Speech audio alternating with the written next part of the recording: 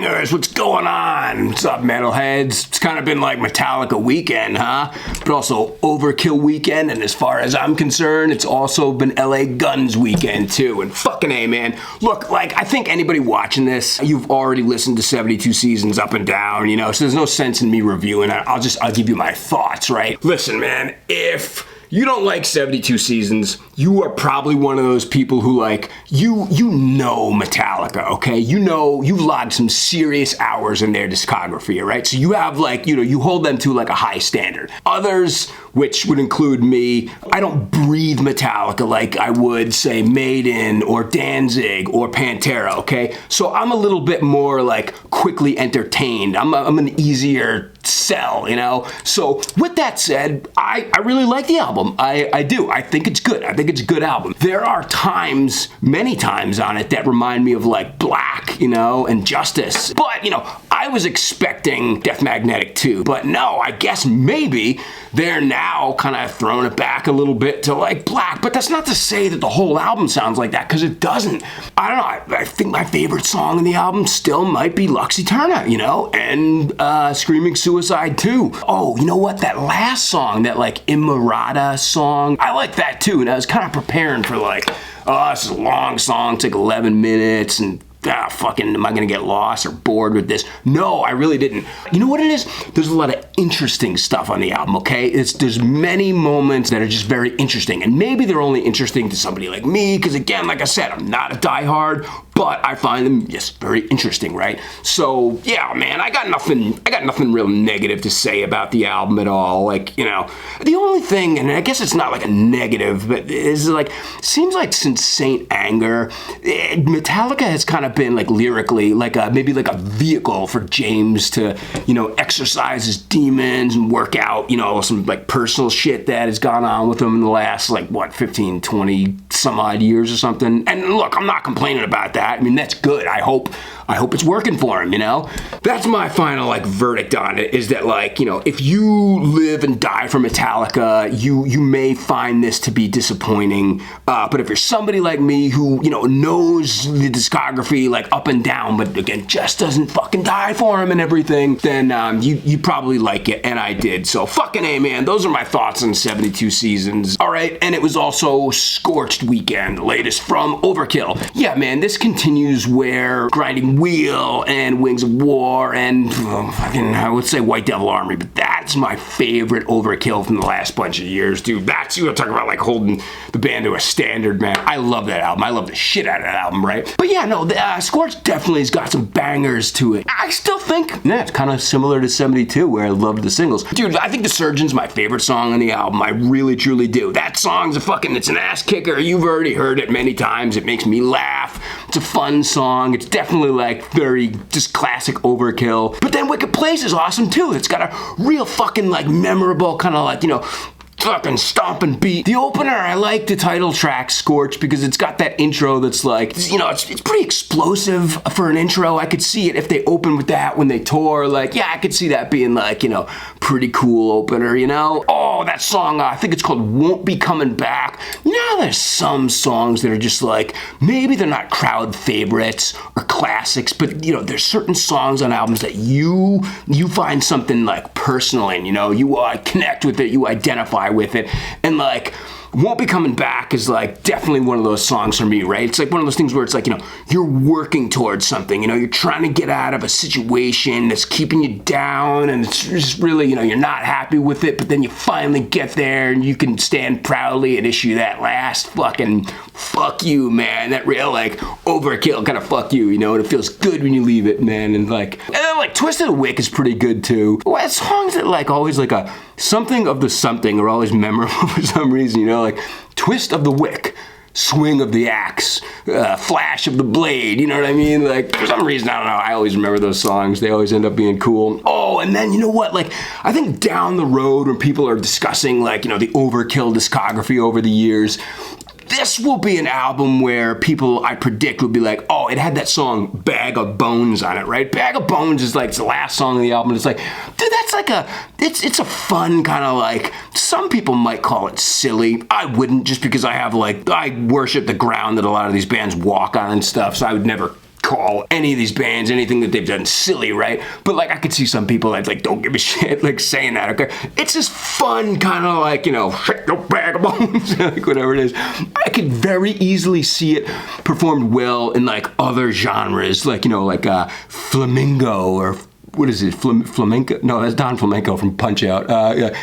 Flamingo, whatever the hell that really is. Or like salsa, or like merengue, or something, you know what I mean? Or like maybe like big band, you know? No, man, it's definitely got some bangers on it, and it's a good album too. My favorite though, personally, in the last bunch of years is still White Devil Armory, man. That album fucking rules, man. All right, and then the last album I'm gonna talk about, I'll brief you on. I don't know if a ton of metalheads out there this weekend check this out, but it is called Black Diamonds, and it's the latest from LA Guns, right? And like, here's what's cool about this album, okay? Especially if you listen to 72 Seasons and then Scorched after that, and then you go into Black Diamonds. All right, the production on 72 and Scorched, it's fucking top notch, dude. It is stellar production, it is crystal clear, and it sounds really, really good. But then the production on Black Diamonds, though, is like, it's not to say it's bad, it's just not as good. And I feel bad saying that because I hate talking shit, but like, it's different, all right? Let's leave it at that. It's different, okay? However,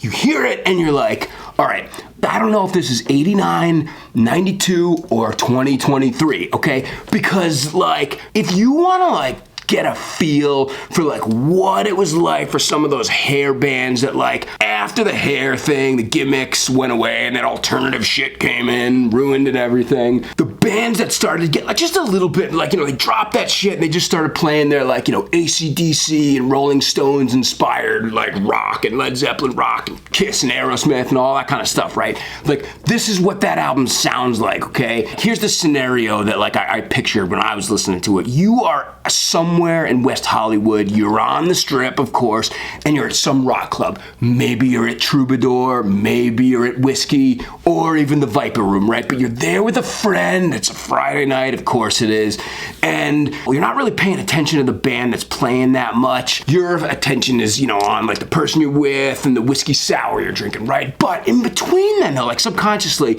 you are aware of this band, and you're probably thinking like, these guys are pretty good, you know, they're good musicians, like they're pretty good. However, there is one major like fucking song, right? 3 words, okay? Holy shit. The song Diamonds. Fucking A, dude. I have not heard a more beautiful and just like deep and stirring and like, you know, gripping, but it's in such a beautiful, beautiful way song.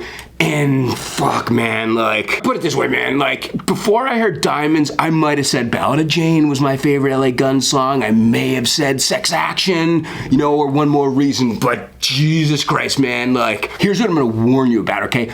Dudes out there, or chicks, this is probably more of like a dude thing. Do not make Diamonds an us song, an our song, okay? Because if and when you break up and then you hear that song like on your own randomly at some point down the road, oh man, get ready for a fucking breakdown, okay? And I'm not talking about like a Marauder hate breed breakdown. I'm talking about just like the emotions and all that kind of shit, right? Because like, oh, you know what it would be like? You know, like the trilogy, Don't Cry and Estrange and November Rain, those songs are like based somewhat on, from the book Language of Fear by Del James, the short story Without You, right? The ending of that story, I won't give it away, but like it doesn't end very well for the guy, okay? It's kind of like, you know that meme with the dog and he's in flames all around him? He's like, everything's fine, right? It's kind of like this. Okay, that's what I could see myself, you know, pulling one of those, pulling a suicide shift. If you're familiar with the story, you know exactly what I'm talking about, right? Okay, like,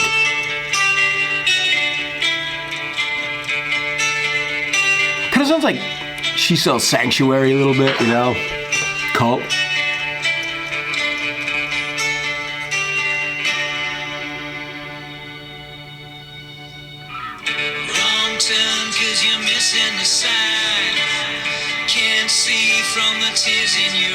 How 91 is this, you know?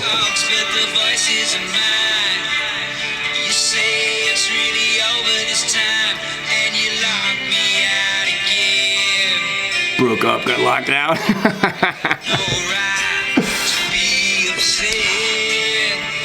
We'll just listen to the chorus until we get to the chorus, right?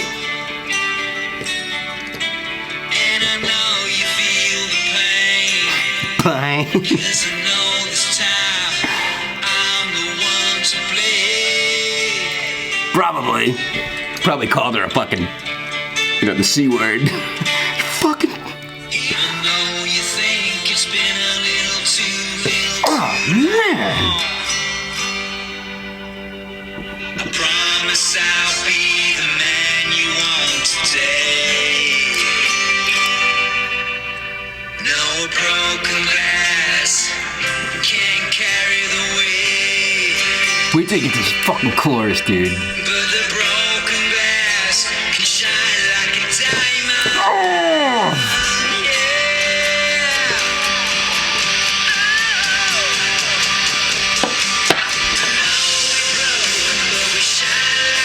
Oh my god, you hear the fucking chorus, dude. Fuck, man.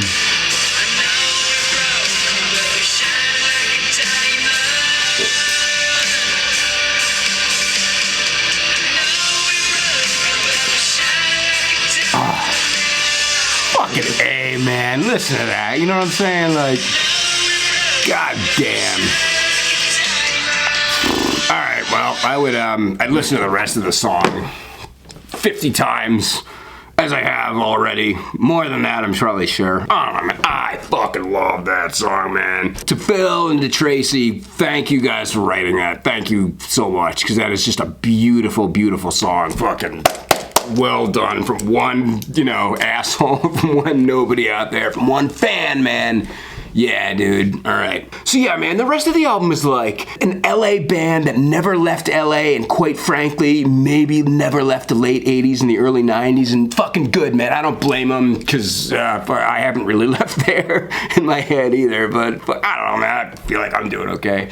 But yeah, dude, so those are my thoughts, man. Like, that's what I got for you. Oh, the solo, too. The solo in that song. It is the soundtrack of a dude getting in a fight with his girlfriend, and he jumps in his Firebird with his Les Paul, and he heads out to the desert, or if he's in Vegas, he goes to Red Rock, and he just fucking rips this deep, emotional solo, man, and like, it's perfect for the song, dude. It is fucking perfect. So, all right, man, that's what I got. Hope you had a nice weekend, and if you liked the video, then cool, man. Maybe you'll, you know, consider giving it a thumbs up, giving it a like, or if you just like hearing somebody bullshit about metal like this, cool, man. Hit that fucking subscribe button. But until then, all right, stay metal.